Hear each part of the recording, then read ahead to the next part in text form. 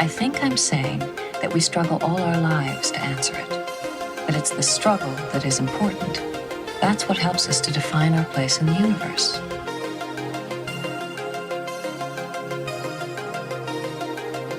This is Beverly, Dr. Beverly, Dr. Beverly Crusher.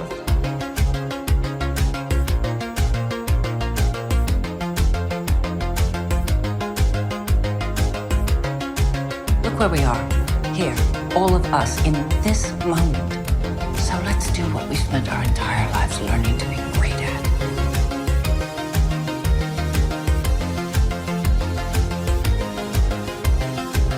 And this is Crusher Convo. And welcome to Crusher Convo. We're crushing the conversation one episode at a time, and I am here to give you my review of episode 2 of Starfleet Academy Beta Test.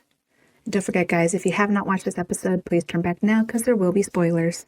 Spoilers!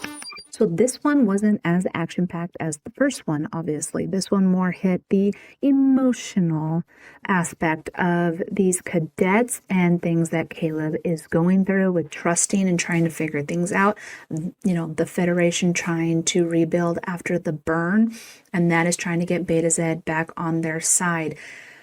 I was a bit confused, I'm not going to lie.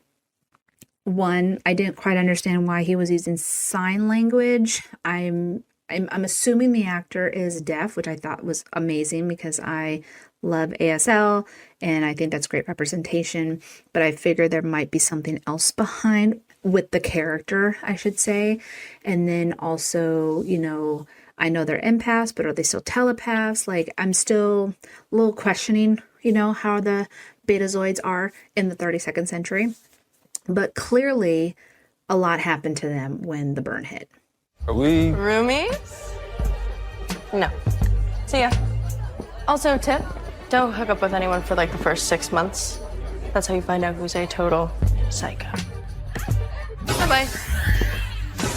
sage advice?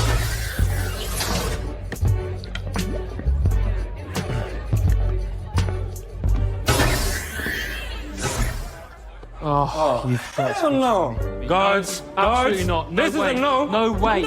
So obviously this starts off really with the day-to-day in the cadets' life at the academy, going to class, all these different subjects for them to learn. And of course, Caleb's just not having it.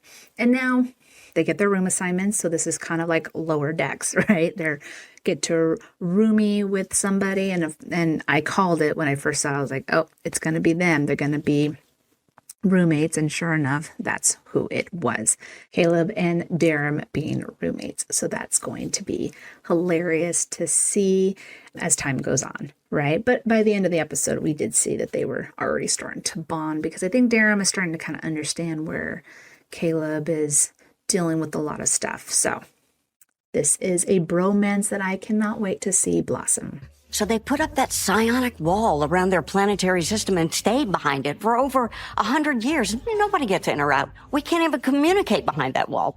And then other systems joined this big swath of cut-off space. But now their kids are saying, let's rejoin the Federation, because they don't want to live like that anymore. Emran Sadal is humoring them.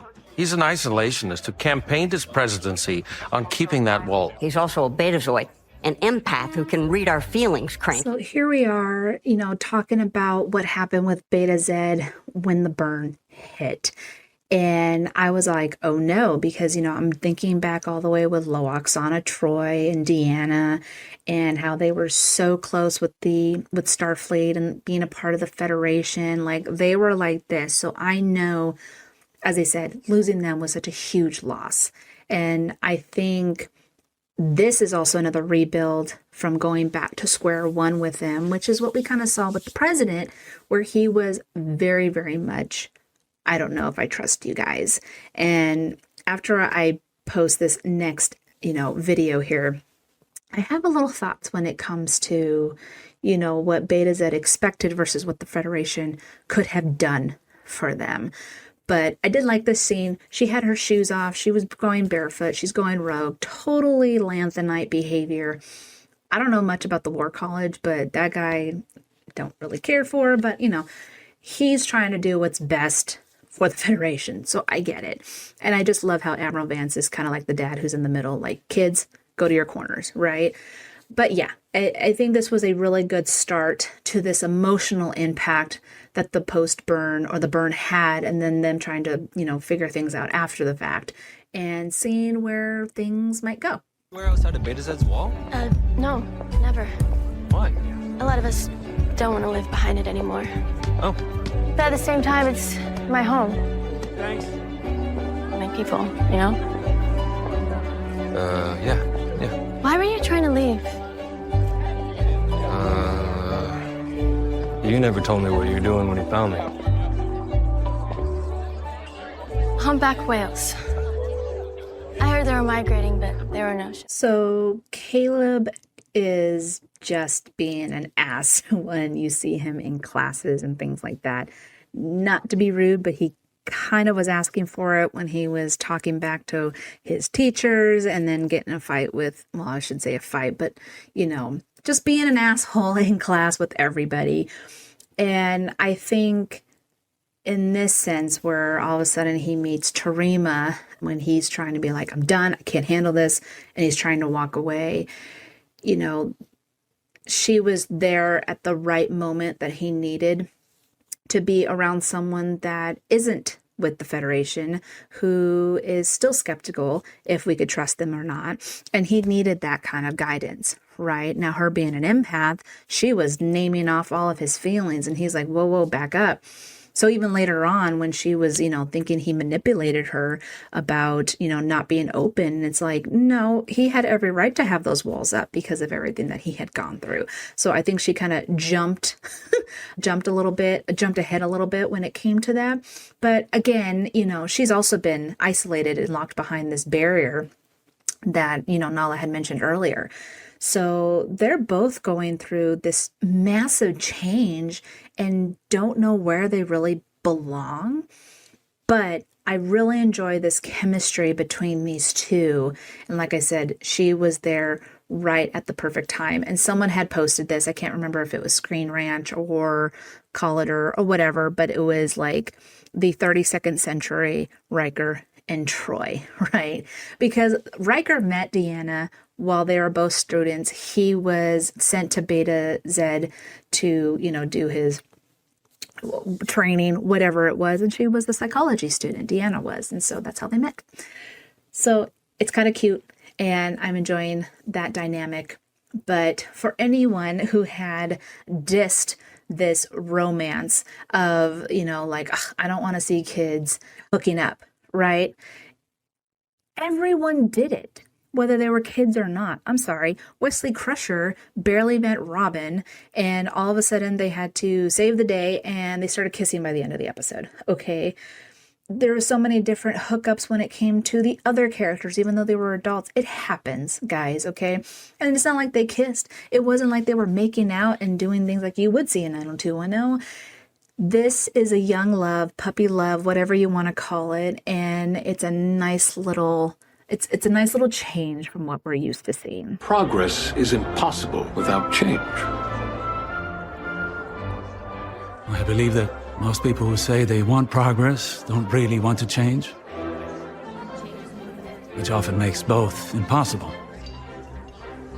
Touche. I'll say it. That dude's judgy as hell, and I don't care if he can sense that I think that. One-on-one, their best, our best, to the death. Just quicker sometimes. What is wrong with you? I loved that part, and so that's why I wanted to show it. But here's the thing that I'm having trouble with when it comes to Beta Zed's hesitancy of coming back to the Federation. He had mentioned, how can I trust you guys to not be there for us when we need it? How can I trust you? We're going to have this, this, and this. I don't understand why. I mean, I get it. The Federation and Starfleet, the Federation is a bunch of different races all unified together, right? And Starfleet, as much as people hate calling it the military, they are there to protect their different, neighbors, right? Who is part of the Federation. But I've seen this commonality here of everything rests on Starfleet's shoulders. So when something happens and they're stretched thin, all of a sudden these planets are like, how dare you? It happened with Romulus, right? When they were going through their supernova and things, Starfleet was so stretched thin trying to deal with the supernova. And then the androids went nuts and they had the Mars attack and all this stuff was going on. And everyone just expects for Starfleet to fix it, but they can't always just take care. Maybe they got too big. Maybe the Federation was just too big for them to handle. Maybe it was just something that, Starfleet didn't expect for this to go down. But, the one thing that I noticed with Beta Z, it was like, well, you weren't there, so we had to protect ourselves, which is fine. They went through a lot, especially with the pirates that destroyed them. But I just feel like for me, I feel like there's just a lot on the shoulders of Starfleet to have to handle every single little thing all over the galaxy. It's not realistic. So again, maybe they were just too big and just didn't realize that they were going to be stretched that thin so many times. I saw you with that whale. You want a bigger world. You looked around this place and everything that you were seeing and hearing was beautiful, right? So please, get your dad to go back to the table one more time. At least then, you can go home knowing you gave your people every last chance. I'm really enjoying Terima. I kind of see her as a young Lwaxana Troi who always wanted to make changes as much as she was very out there. Okay.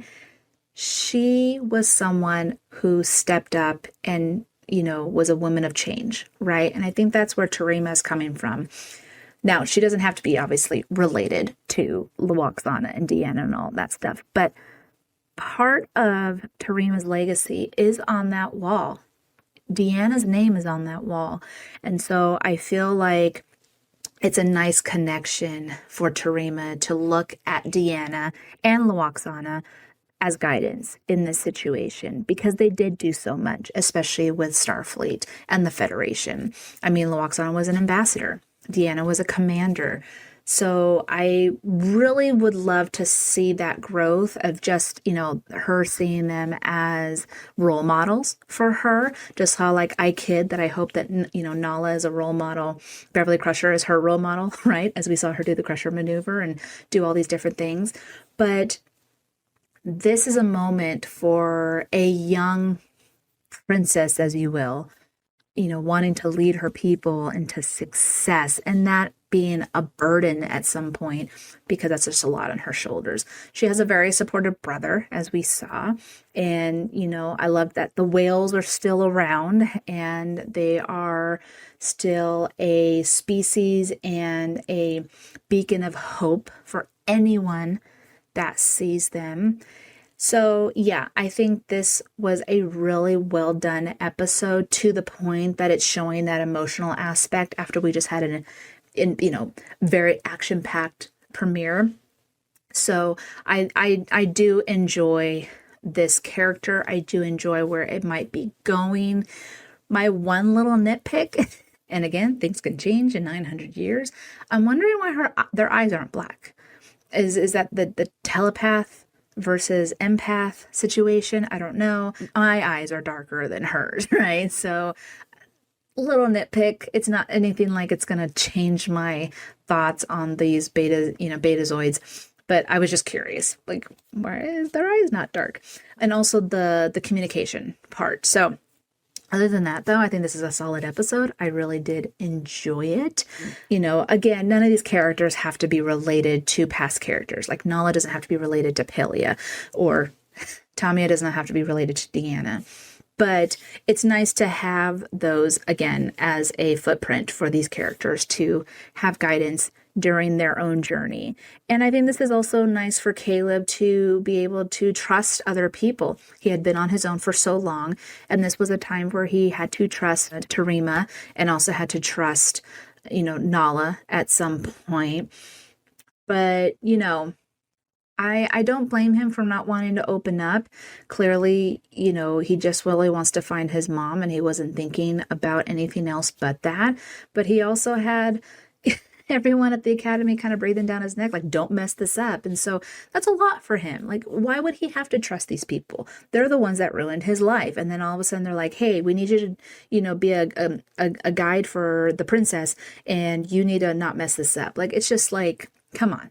And I get it. She wanted him because she knew he wasn't going to be splurting out how the Federation is great. And that was a good reason to do that.